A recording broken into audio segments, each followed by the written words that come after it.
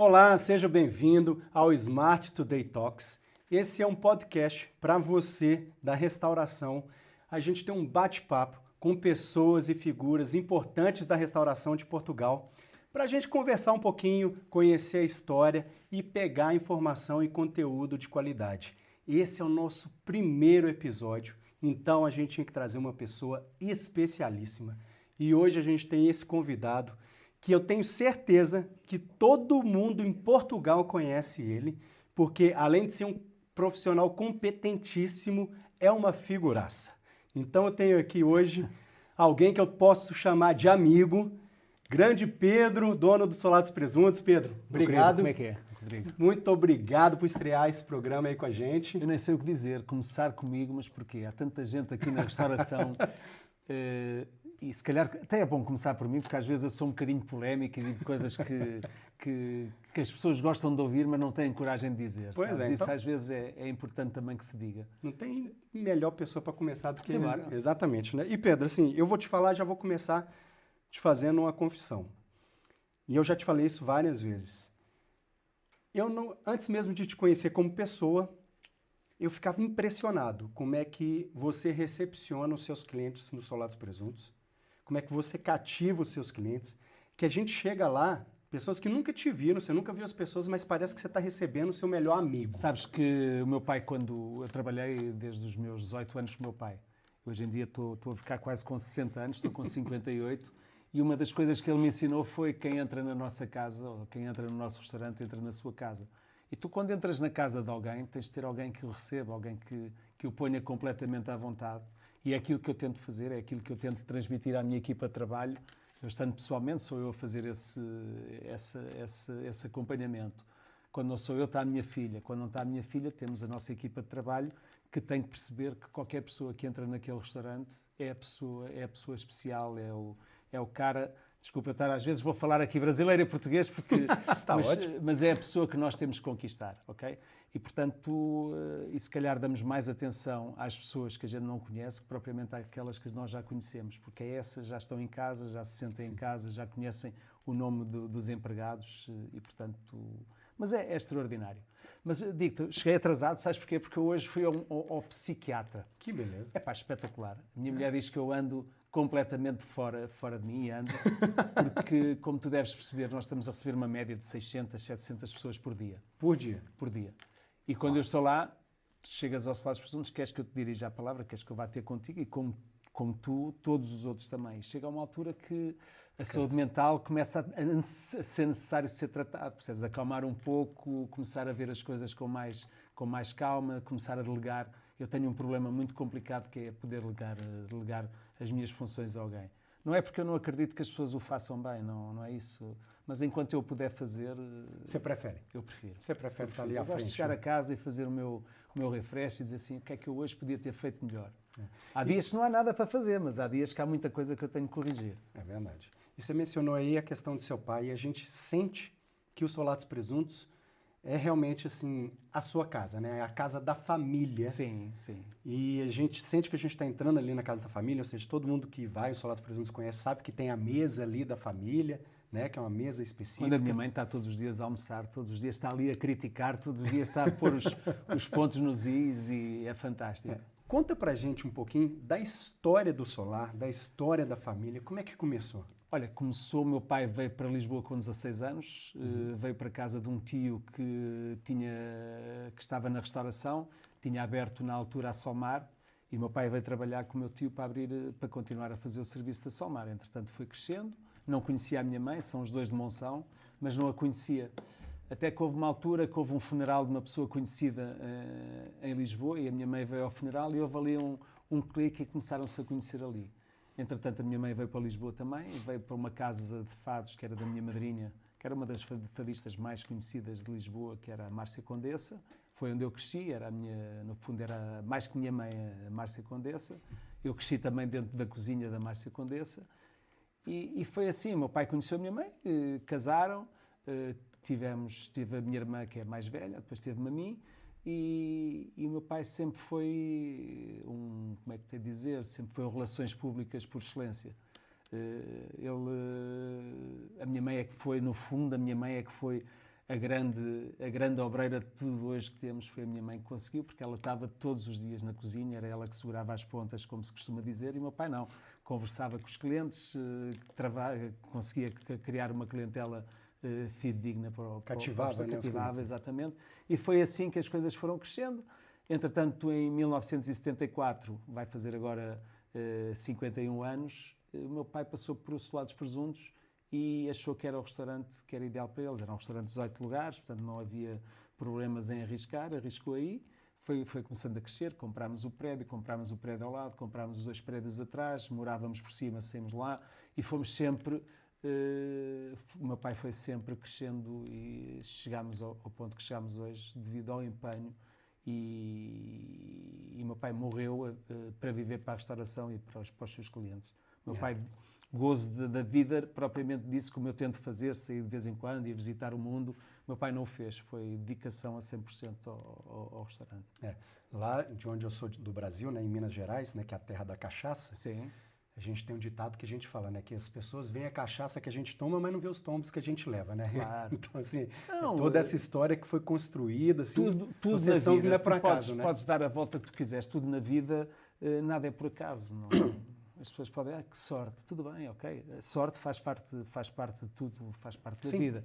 Mas para se ter sorte, a sorte às vezes, como se costuma dizer, dá uma trabalheira. Dá uma trabalheira, né? Tem que movimentar. Não, E o restaurante como o Solado dos Presuntos, a dedicação da família àquele restaurante é grande, né? É muito grande. A gente vê, né? Todo mundo da família está ali trabalhando, está todo mundo se dedicando. Você vê que é realmente alguma coisa que passa mesmo de pai para filho. E depois os funcionários já começam a ser família também, percebes? Né? E isso para mim é o mais importante, mas também é uma responsabilidade cada vez mais acrescida. Nós temos 140 famílias que dependem daquilo ali. E falou em uma questão crítica, né? Na restauração de Portugal hoje. Acho que esse problema é até global, né? Que é staff, né? Disponibilidade de staff. Agora vou falar aí para a câmara, vou dizer, hoje em dia eu acho que o que vem aí para a restauração vai ser a melhor coisa que pode acontecer, que é a inteligência artificial. Opa, E eu digo isso com muita consciência. Primeiro porque não ligava muito, entretanto comecei a ligar e cada vez sou mais dependente da inteligência artificial. Tudo o que seja back-office, as pessoas têm que começar a preparar-se porque vão começar a ficar muita gente no desemprego, ok?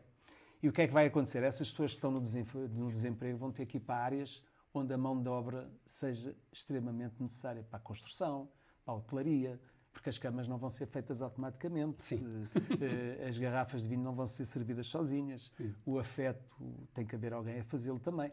E, portanto, eu acho que vai trazer muita gente para a nossa área. E porque nós precisamos urgentemente. Nós somos culpados também. Eu acho que os hoteleiros são muito culpados do que está a passar hoje em dia. E porquê? Porque nós transmitimos uma coisa que hoje em dia não existe, que era as cargas de horários completamente absurdas, os empregados entrarem às 11 da manhã, saírem sem descansar à 1 da manhã. Hoje em dia isso já não existe. Uma folga por semana. Eu estou a falar daquilo que eu sei do meu restaurante. Hoje em dia o trabalhador faz no máximo 40 horas por dia, tem 2 dias de folga. E aí consegui que a minha filha Carolina, que está comigo há pouco tempo, eu nunca pensei que isso fosse possível. Mas ela, com a mentalidade de pessoa mais jovem, onde há uma coisa que ela me diz e com toda a razão, uma pessoa para ser feliz no local de trabalho tem que ser feliz em casa, tem que ter tempo também para a família. E hoje em dia conseguimos fazer isso. Muito isso. Eu também acredito. Eu acho que a felicidade é lucrativa. E hoje o objetivo que ela tem na cabeça é dar 3 dias de folga aos nossos funcionários. Que fantástico, hein?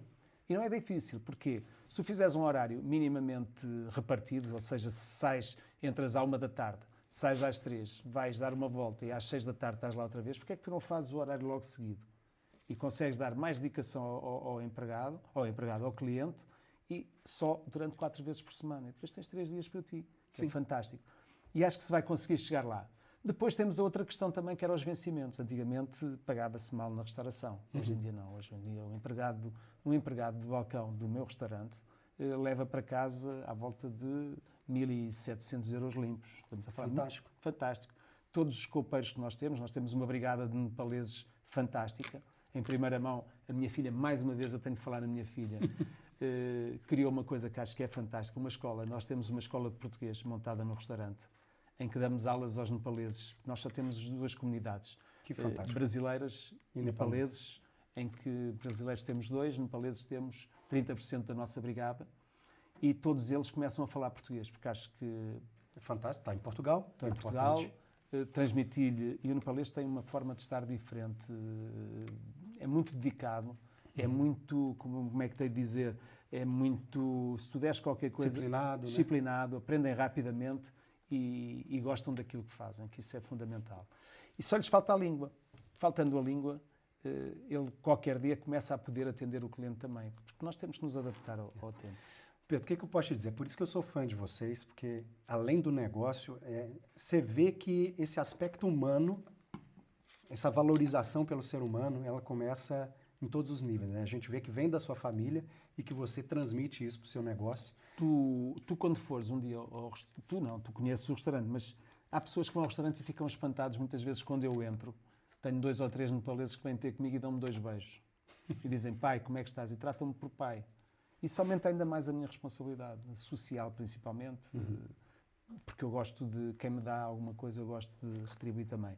E essa amizade, leva mais vezes esse tipo de tratamento. Pai, imagina, ao fim de semana estou em casa, liga-me o Sabino, atendo o telefone, pai, tudo bem? É só para saber se a mãe está tudo bem e tal, e não sei o quê. Percebes? Nasceu-lhe o filho, vem ter comigo e diz, pai, qual é o nome que vamos dar à neta? Eu digo, vais dar Sorriso. E ele coloca o nome de Sorriso na filha. Estás a ver? Isso... O que é mais importante na vida? É isso. Isso é criarmos uma atmosfera familiar dentro do nosso restaurante e depois isso espalha-se e contagia-se também às mesas com os clientes. Isso é uma coisa assim, que um grande amigo meu, até o Thiago Coelho, que é o meu sócio daqui, que ele fala a diferença entre legado e patrimônio, né?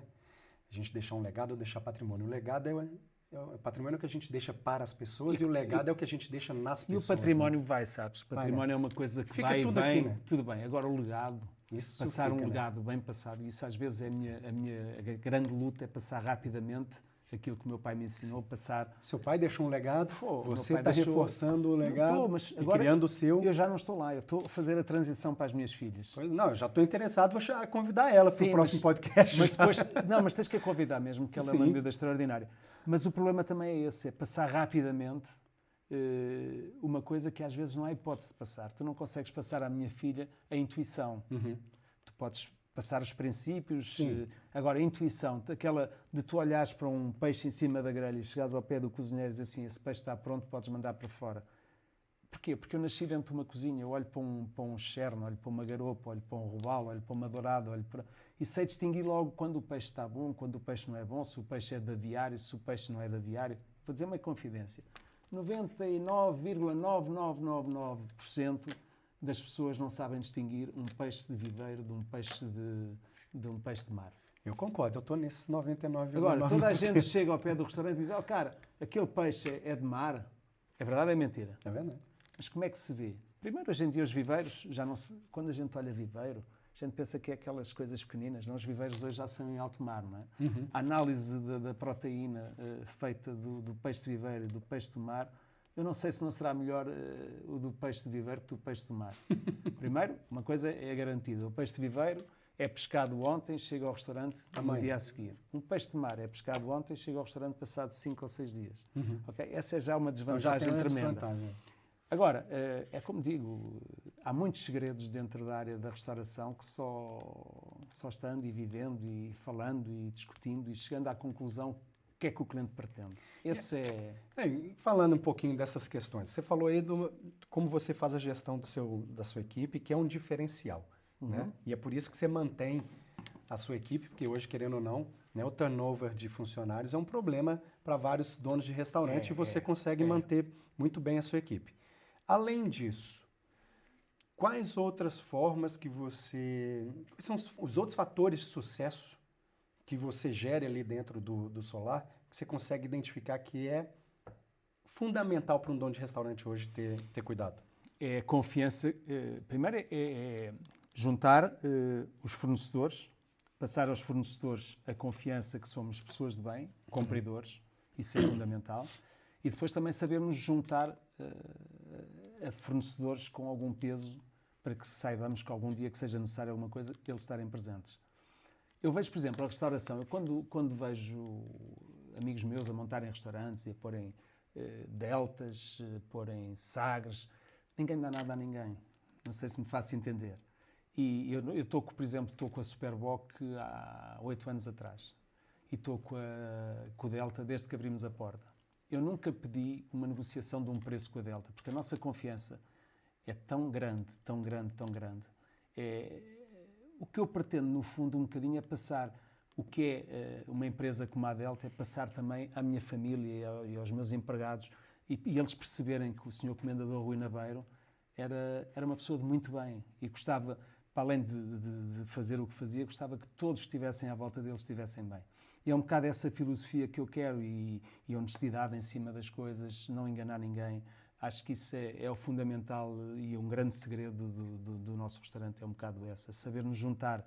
Depois a nossa equipa trabalha. Eu vou dar um exemplo agora, na segunda-feira passada tive um dos meus chefes que deu uma reunião comigo e chegou lá ele e mais um e disse, olha Pedro, muito atrapalhado, eu vou ter que sair do restaurante, vou abrir um restaurante meu. E estava à espera que eu tivesse uma carga negativa sobre aquilo e disse, fico, juro-te, é a coisa mais fantástica que pode haver. Você vê alguém prosperar, é alguém dentro né? da nossa equipa ir arriscar para poder ele próprio, através dos valores que nós lhe ensinámos, porque ele está comigo há 20 anos, poder abrir um negócio dele. E ele disse, faz uma coisa, qualquer coisa que seja bancos, não queiras. Se precisares de dinheiro, vem ter comigo, que eu tenho todo o prazer em te ajudar, porque eu acho que tu vais ser... Fantástico. Percebes? Podia ver isso de uma forma negativa e, cara, vai ser uma pessoa importantíssima da minha empresa, que é uma pessoa muito importante.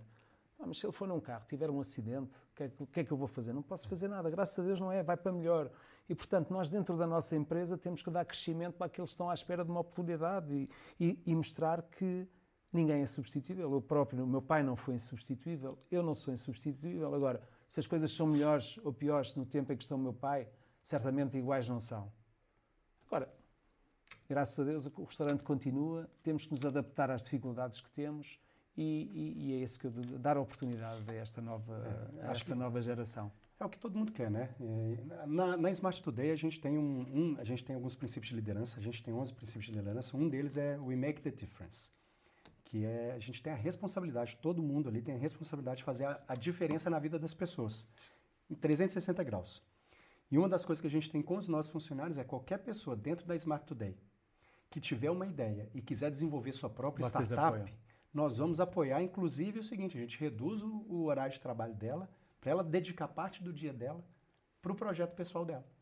E assim ela poder desenvolver e crescer. E a gente pode, se o projeto for bom, de repente a gente entra até como sócio e como investidor. Mas eu percebo isso e acho que isso é o que faz falta nas empresas, é dar hipótese àqueles que lá estão de crescerem. Exato. Nós, por exemplo, toda a nossa comunidade nepalesa começa pelaquela zona que é normal de começar, pela zona da lavagem, pela zona da copa, não é? Sim. Depois, quando sai alguém, internamente é comunicado, olha, saiu fulano tal, quem é que está com pretensão de mudar de sítio? Ok? Damos sempre privilégio aos mais velhos e é assim que funciona. Por isso é que eles se mantêm mais tempo dentro da empresa. Porquê? Porque sabem que quando tiverem a oportunidade crescem, vão subindo dentro da empresa. Esse meu Sabino, que me trata por pai, começou também como copeiro. Hoje em dia é o responsável e é a pessoa mais importante que eu tenho dentro do restaurante, que é o responsável da roda. Ou seja, nós temos a cozinha e ele é o responsável de mandar a comida para os diversos sítios. Portanto, vês o grau de responsabilidade que ele tem, como ele sobe dentro da empresa e é isso que eles gostam, fantástico, é de subir. É fantástico. É gostoso ver pessoa que está dedicada ali, prosperando e subindo de nível, né? Eu acho isso fantástico. Acho que toda a gente quer, é subir, toda a gente quer... E a restauração, todos os dias é diferente. Então, se todos os dias é diferente, todos os dias ter uma responsabilidade dentro, se poder crescer, acho que é extraordinário. Eu amo isso, assim, até como empresário, assim, uma coisa que explode meu coração e ferve meu coração quando a gente vê um funcionário da gente prosperando, né? Teve um funcionário meu recentemente que ele tinha uma mentalidade ainda travada, sabe? Aquelas pessoas espetaculares que você fala assim, você vai arrebentar, você vai explodir, você tem um futuro brilhante. Mas sabe quando tinha uma mentalidade travada e eu ia lá, conversava com ele e falava, cara... Tem calma. Vai acontecer, confia. E aí ele não trocava de carro. O que eu fiz um dia? Eu marquei com ele para ir numa concessionária da Range Rover para fazer um test drive. Também foste logo para um Range Rover, cara. Mas não tens ido para a Ferrari logo, é porque tem a Ferrari, acho que eles não iam deixar a gente fazer o test drive não, mas a Range Rover, marquei. Só que ele tinha uma questão dele mesmo, que ele precisava ter autoconfiança de se sentir merecedor daquilo ali. Eu já sabia que eu não ia. que era só ele. Então eu marquei para nós dois, mas na meia hora faltando eu liguei para ele e falei, poxa, eu não consigo. Eu não consigo, eu tive um problema. E ele, poxa, o que eu vou fazer agora? Eu falei, ué, você vai entrar dentro do carro, ligar ele e vai dar uma volta. Resultado, um mês depois o Gajo me comprou uma Mercedes, feliz da vida, agradecido, falando, poxa, você me ajudou a desbloquear isso, você me ajudou a prosperar. Eu falei, beleza, então já põe a data porque aquele Range Rover vai estar na sua garagem em algum momento. É só a gente começar a construir isso aí. Ainda não, ele está no caminho. Ele tá no caminho. E esse foi por exemplo, ele está de saída da empresa agora, justamente porque ele está investindo na startup dele. E a gente liberou ele, falou assim, olha, vai lá, enfim, a gente ofereceu apoio, ofereceu até apoio financeiro também para ele constituir a empresa dele, porque eu acho que é pessoas. Né? Essa é a grande questão. Vamos falar um pouquinho de crise. Agora, a restauração passou por maus bocados aí na pandemia, né? Acho que todo mundo sentiu bastante, mas principalmente a restauração. Sim, mas todos nós passamos. Né?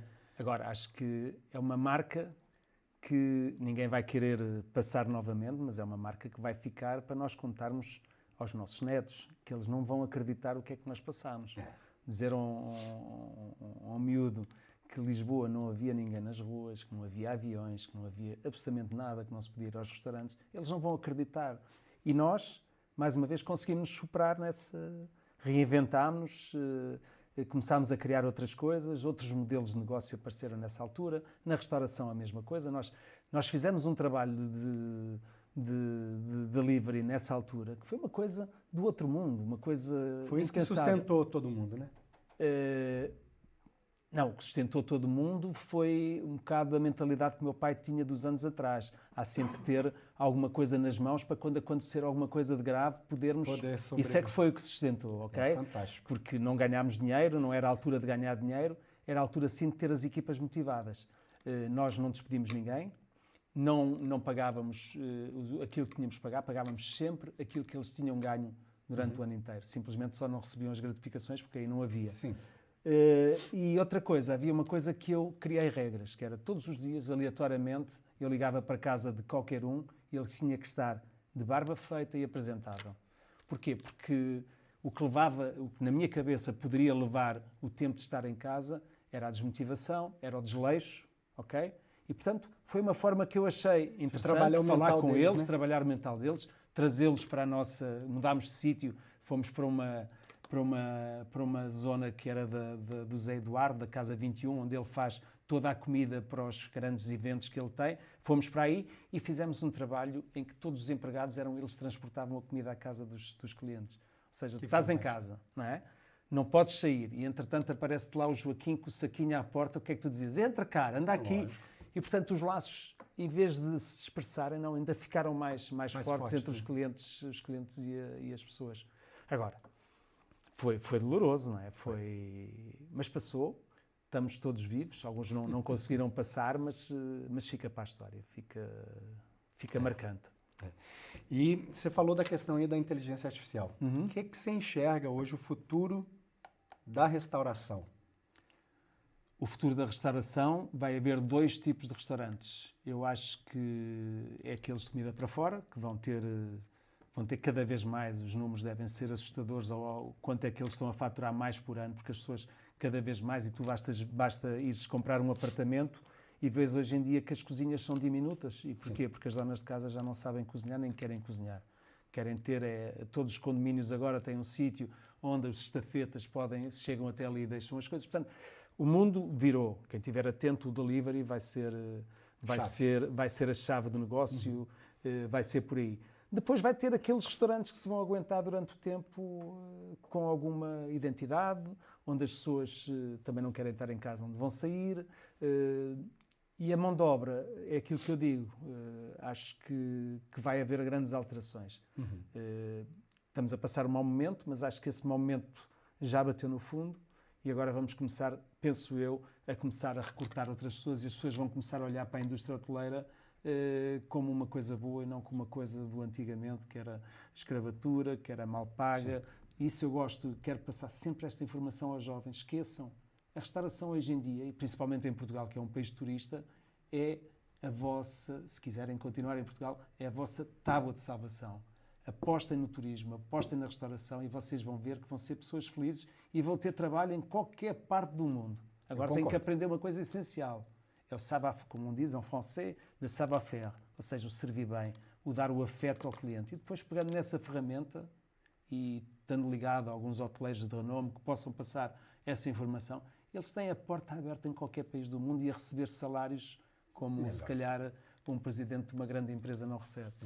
Eu concordo em gênero e grau com você, no entanto que eu deixei uma gigante da tecnologia como a Amazon, né, a AWS, para fundar minha empresa justamente com foco em hospitalidade aqui em Portugal. Então, não podia concordar mais. E é um ponto, e falámos antes da entrevista, falámos várias coisas que nós estamos à espera e que tu me disseste que irias fazer, e eu tenho muito dessas coisas na minha cabeça. Eu sou, só para tu perceberes, a primeira carta de vinhos feita para um iPad foi feita por mim, com um sócio meu. Todo o software do restaurante era feito por mim, ou seja, eu desenhava e mandava fazer. E porquê? Porque nós, há 30 anos atrás, eu lembro o primeiro computador que comprei era um 286 ou um 386 de disquetes e não sei o quê.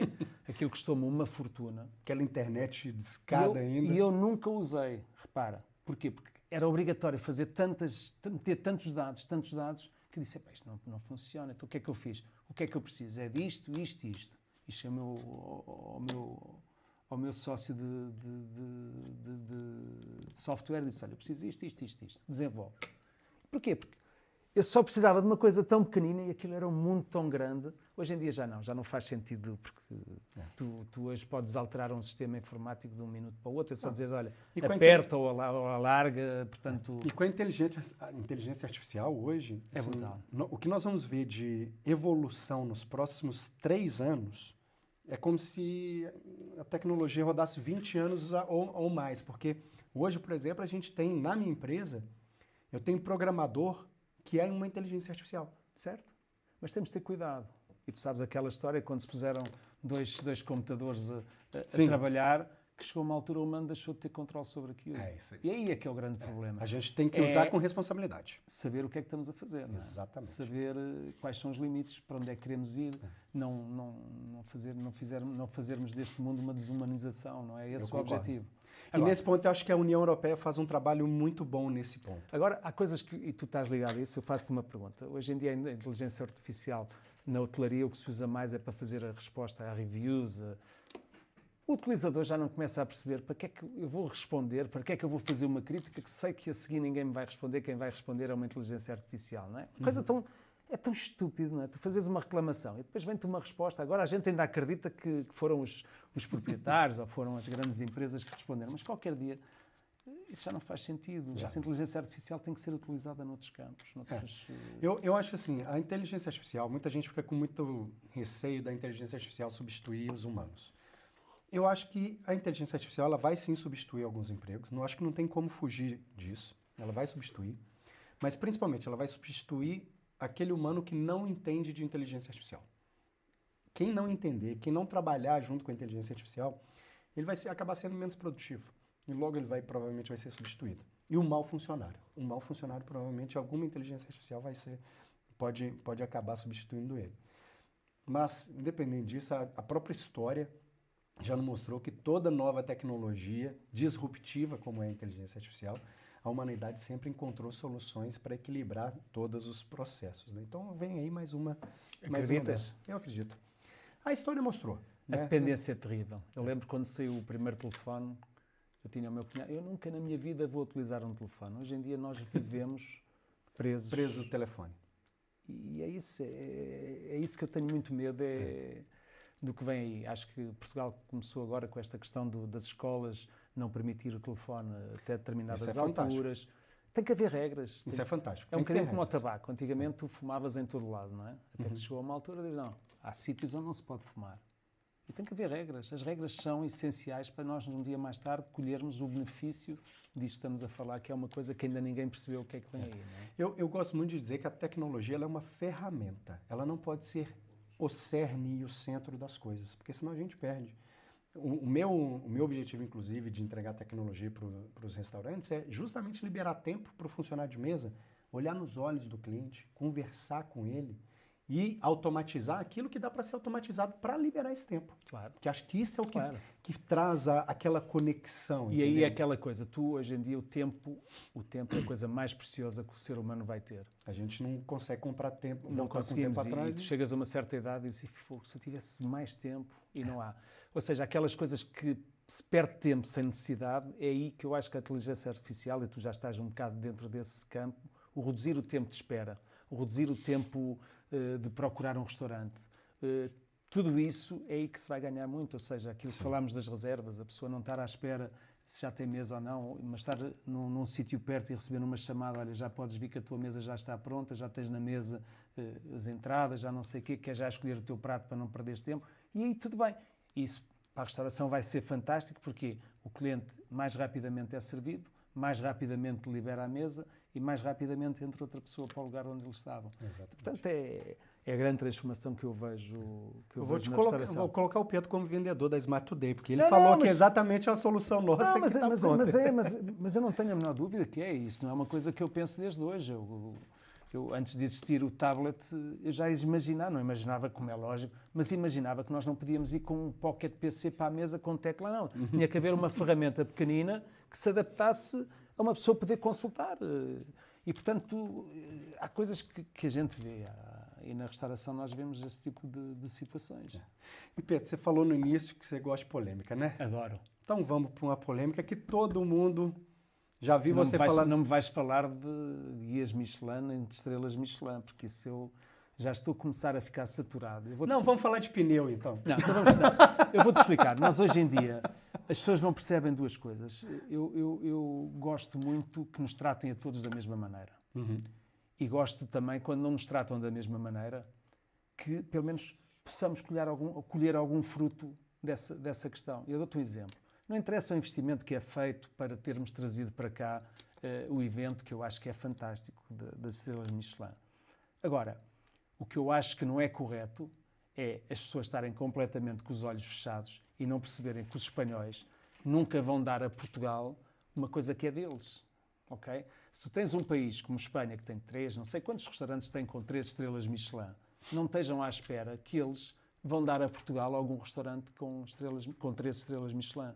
Porque aí íamos fazer concorrência ao negócio deles. Vou-te dar um exemplo. Nós em Portugal temos, se calhar, o melhor produto único do mundo inteiro, que é o leitão. Tu vais à barrada diretamente comer o leitão, porque é uma coisa única no mundo. Em Espanha tem o cochinilo. E se calhar alguns restaurantes em Espanha têm estrelas Michelin do cochinilo. E porquê é que nós em Portugal não temos? Porquê? Porque íamos estar a fazer concorrência a um produto espanhol, ok? E nós, para além de estarmos a não ganharmos essa concorrência, estamos a investir, estamos a pôr dinheiro. Se estamos a pôr dinheiro, os meus colegas não podem falar, ok? Os meus colegas que eu adoro, eu gosto imenso deles, porque eles têm o seu sítio. Nós da restauração, sem ser das estrelas Michelin, temos o nosso também. Cada um no seu lugar, cada macaco no seu galho, ok? Mas eles não podem falar.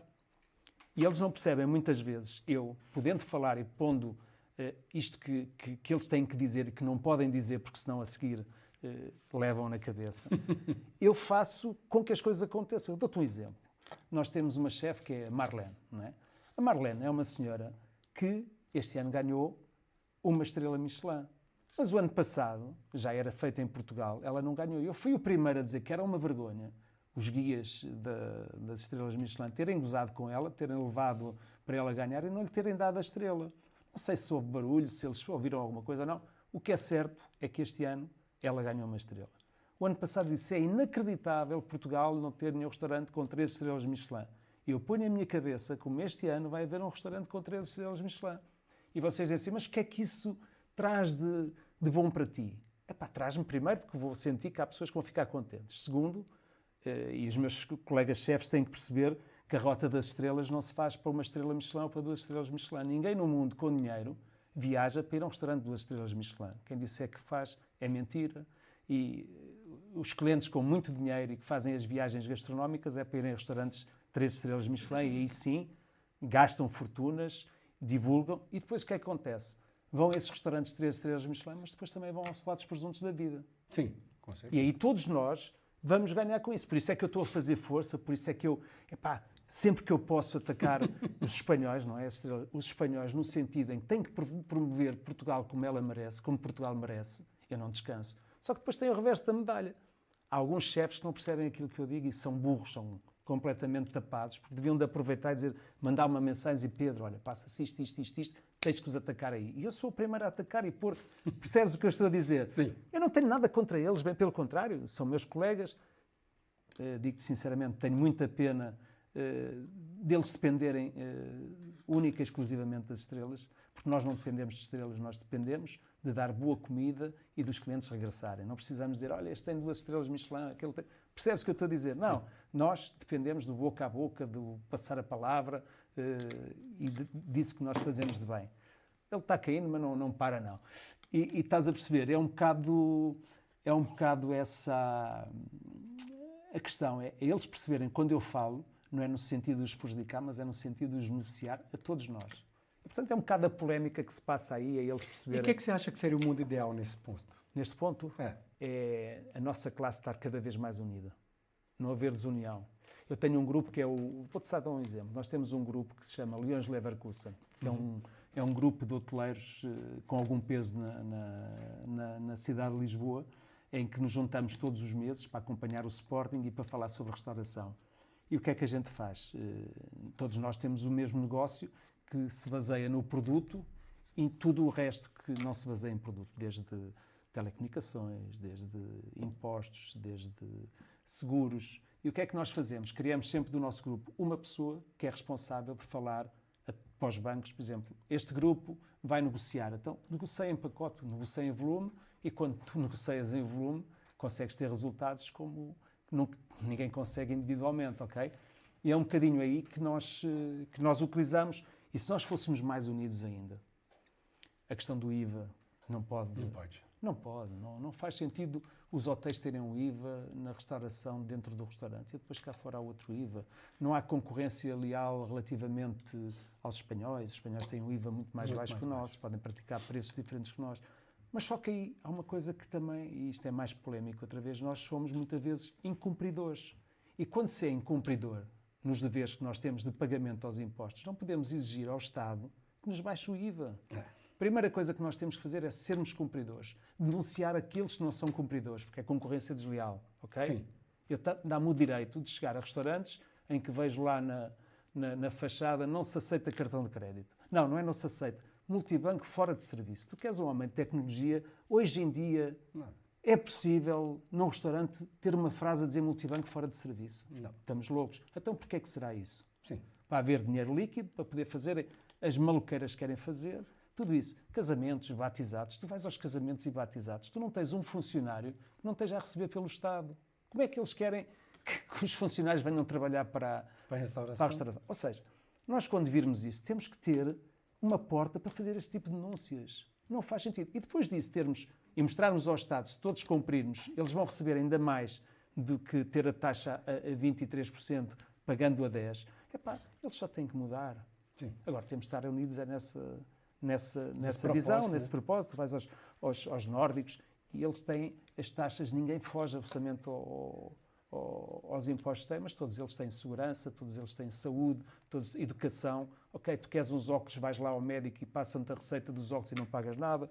Percebes o que eu estou a dizer? Nós, para exigirmos, seja o que for, temos que ser cumpridores. E é isso que nos falta neste momento, é as pessoas perceberem que esse é o caminho. Concordo. Fantástico, fantástico. Sobre a restauração, você falou ali de Espanha, Portugal, sobre a restauração de Portugal. Hoje a comida portuguesa ela é reconhecida mundialmente. Né? A gente está recebendo aí também muitos americanos. A comida não. Eu acho que Portugal tem uma coisa que é única, que é o produto. Diga mais sobre isso. O produto nacional é único. Tens o melhor peixe do mundo, quem disser o contrário não percebe nada disto, o melhor marisco do mundo, a horticultura também está muito bem. Se calhar carne aí é discutível, tens países no mundo muito melhores que nós em carne. Mas também temos raças portuguesas que têm alguma expressão e algum valor que hoje em dia os espanhóis até os estão a tentar adotar como sendo dos espanhóis, que não é, são raças portuguesas. E o que é que nós temos que fazer? É não estragar. Se tu tens um peixe, que é o melhor peixe do mundo, o que é que tu vais fazer com esse peixe? Pois em cima de uma grelha, não é? nem uma pitada de sal, o azeite nosso é fantástico, não pões azeite e levas assim ao cliente. E o vinho também, né? Porque o vinho português... Cara. E eu falo que o Eu, vinho quando português comecei é com o o meu custo-benefício pai, quando comecei com o meu pai, nós servíamos o vinho aos estrangeiros, o vinho tinto, e eles mandavam pôr uma pedra de gelo, porque o vinho na altura não tinha expressão, não tinha qualidade. Havia uns muito bons, mas depois tudo muito mau. Hoje em dia, em Portugal, há uma coisa que é a técnica, só faz vinho mau quem for burro, não é? E nós temos solos todos diferentes, desde o Alentejo, que são terrenos completamente secos, vais para o Douro, é sempre a subir e a descer, portanto podes ter vinhas totalmente diferentes. O Dão, então, é uma coisa do outro mundo. E lá está. Agora temos uma coisa, não conseguimos posicionar o nosso produto como posiciona o francês, não é? Mas também chegas à França e não bebes vinho, bebes água, porque não tens dinheiro para beberes os bons vinhos. Enquanto esse posicionamento é interessado. O Touriga Nacional, por exemplo. Sim. Eu também sou formado em sommelier, eu falo assim, poxa, não podia se chamar Touriga Nacional, tinha que chamar Touriga Portuguesa, pô. Certo, mas também Touriga depois Nacional, o Tempranilho, não é? O Tempranilho é a mesma coisa, não é? Sim, mas aí muda o nome aqui, né? Põe Tinta Roriz, põe... E aí, eu quando fiz a minha carta de vinhos, a grande dificuldade foi fazer a tradução das castas, o Tempranilho, o Touriga Nacional, porque há castas que são nossas, há castas que são do outro mundo. As pessoas às vezes falam no vinho verde. O vinho verde, há duas coisas. Há o vinho verde, que são misturas de várias castas, e depois tens o alvarinho. Sim. Para mim, o alvarinho é outra coisa. É uma coisa fantástica, é uma coisa única, primeiro uma coisa portuguesa, única, e não damos valor.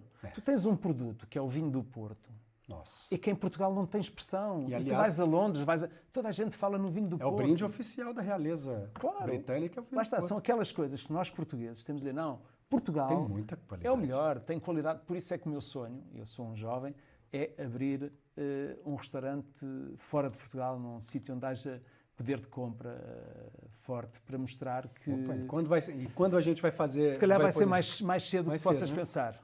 Que ótimo. O restaurante não pode ter a bandeira portuguesa como um restaurante português. Porquê? Porque não tem expressão no mundo inteiro. Ninguém vai comer a um restaurante português. Vais comer a um italiano, a um francês, a um japonês, a um grego. Agora, português tem que ir para lá com uma grande bandeira que é o produto, ok? Produto português. E o que é o produto português? O atum, o cherne, a garopa, os salmonetes, a lagosta, o lavagante, o bacalhau não é nosso, mas o bacalhau... Daqui de Portugal... Sim, Portugal é conhecido, por exemplo, no Brasil as pessoas veem que o bacalhau... Mas lá está, mas não é nosso, não é português, ok? Eu estou a dizer mesmo a matéria-prima Matéria-prima portuguesa. Umas ostras, para mostrar que Portugal tem das melhores ostras do mundo, umas amêijoas. As amêijoas são fantásticas. Um barbigão. Esquece, tu consegues fazer num restaurante de pato, e depois só grelhado e cozido, mais nada, ok? Fazer a grelha em frente ao cliente e o cozido em frente ao cliente, é uma coisa que tenho um sonho para isso, tenho já bem ciente quem é que vão ser as pessoas que me vão acompanhar nesse projeto e já comecei também, não sei se sabes, lançámos agora nos Estados Unidos a bifana. Olha aí. Está a ter um sucesso tremendo. Eu imagino que sim. Parabéns! Foi um miúdo que me apresentou o projeto, teve a informação no restaurante. Onde? Nos Estados Unidos? Ele faz, como é que se diz, aquelas... Quando se pega num carrinho, como é que é e vai andando em vários eventos. Tipo um food truck. Exatamente. Ele tem uma carrinha, que é o Bifanas, e vai para qualquer lado, só o cheiro da bifana... Já atrai todo mundo. Cara, ficam completamente... E o americano é louco com... A grande dificuldade, sabes qual foi? Foi encontrar uma padaria que executasse a carcaça como nós... Sabes o que é uma carcaça? Sim, o pão. O pão, porque não se pode desvirtuar, quer dizer, não se vai fazer uma bifana... Se vai ser uma bifana, tem que ser com a carcaça. Exatamente, e conseguimos chegar a esse padeiro e hoje em dia temos a bifana a ser falada em todo lado. Parabéns. Vamos lá. Dica que você pode dar hoje. Como esse podcast aqui também, muita gente da restauração vai estar vendo esse podcast. Dica que você pode dar hoje para alguém que está começando na restauração, que está querendo abrir o seu restaurante em Portugal. O que você poderia dizer com a sua experiência para essas pessoas? O que eu posso dizer é que eu próprio, se me pedissem para abrir um restaurante meu hoje em Portugal, eu não abria. Não abria, né? Por quê? Primeiro porque ser responsável de um restaurante, as pessoas não têm noção do que é que envolve. É a perda total, mas eu estou falando de um caso que é o meu, a perda total de família, viver única e exclusivamente para o negócio, lidar com fornecedores, lidar com, sei lá, com cargas fiscais completamente proibitivas. As obrigações que nos fazem são, hoje em dia, abrir um restaurante. É isso que este governo tem que começar a olhar para isto de uma forma diferente. Porque é que se abrem, só se pode abrir uma farmácia aqui e outra farmácia a 50, a 1 km? Não dá liberdade, né, para o mercado. Porquê é que se abre uma funerária aqui e se pode abrir só uma funerária a 2 ou 3 km? Porquê? Claro, o negócio não dá para todos. Hoje em dia, quem quer abrir um restaurante pode abrir o restaurante à porta do outro, sem o mínimo de condições, sem o mínimo de...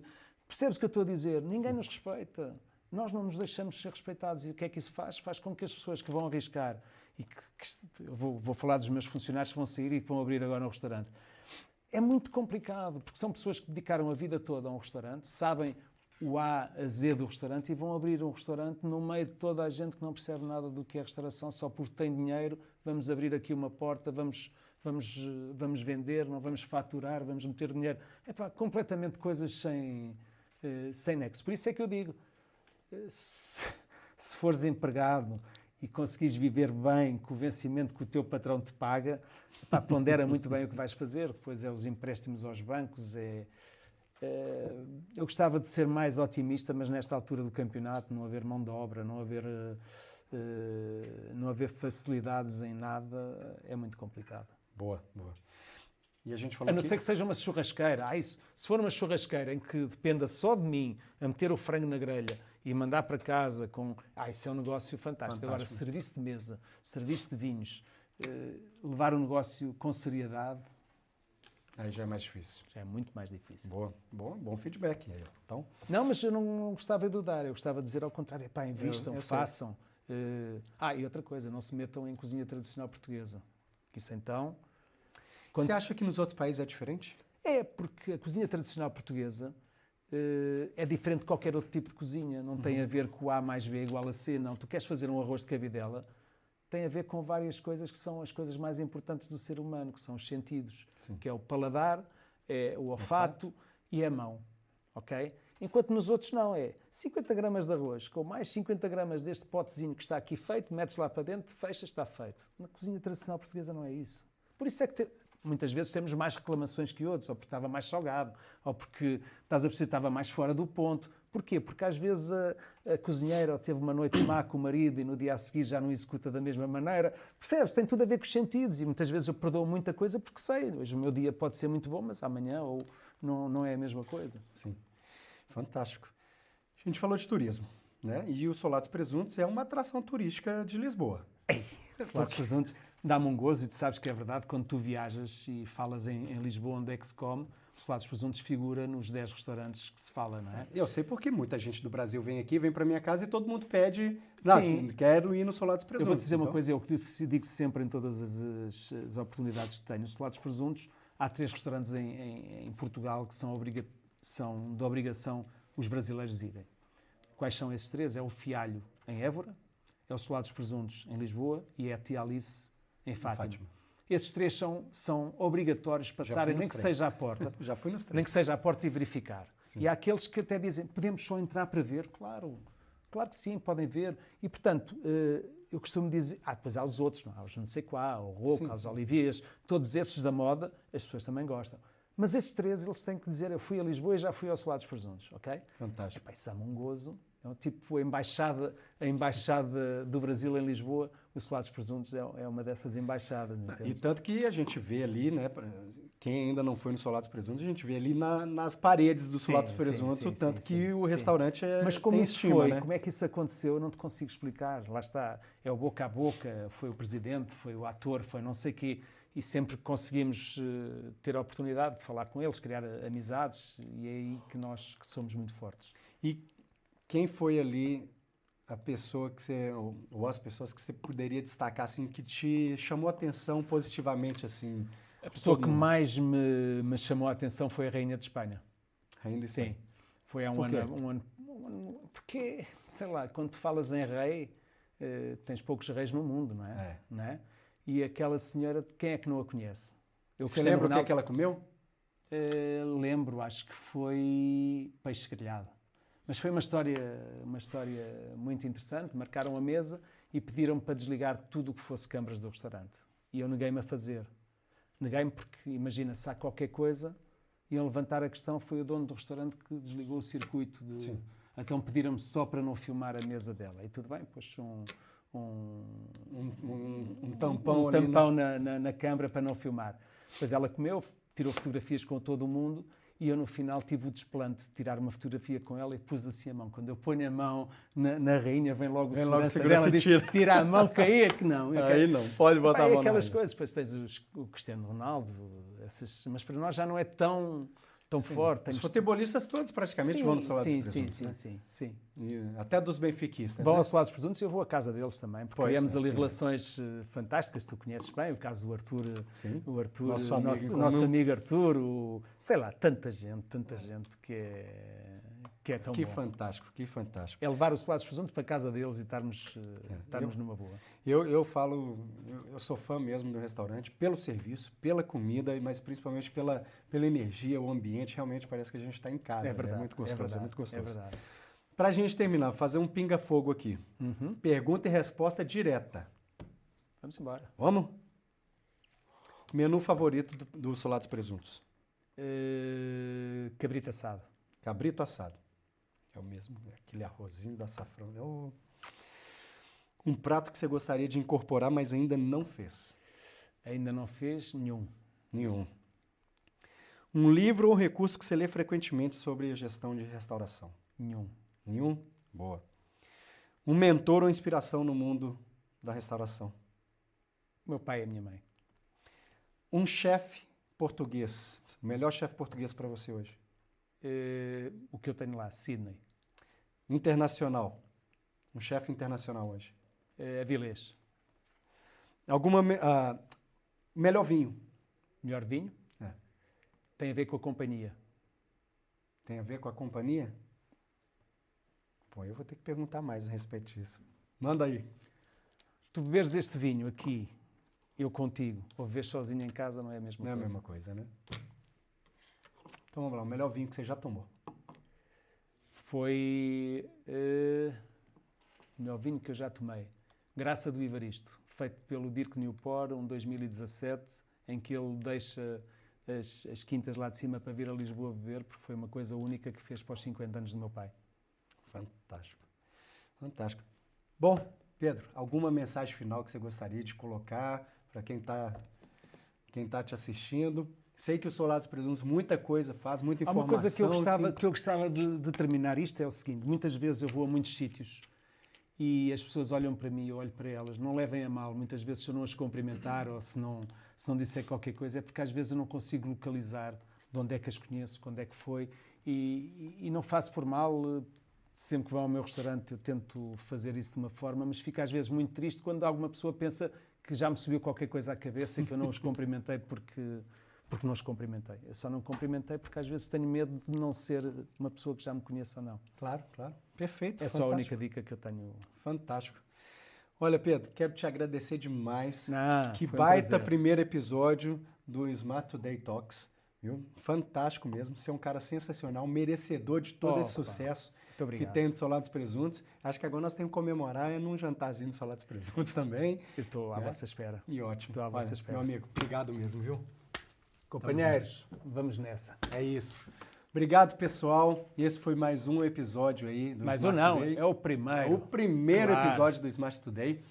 Continua seguindo a gente, segue o nosso canal, se inscreva aí, tanto nas redes sociais quanto aqui no YouTube. Nós vamos estar trazendo sempre uma pessoa de valor como o Pedro teve aqui nesse primeiro episódio, para a gente passar aí curiosidades, informação e conteúdo do mundo da hotelaria, do mundo da restauração, tudo que envolve aí a hospitalidade, tá bem? Continua seguindo a gente. Muito obrigado aí pela sua audiência e até a próxima.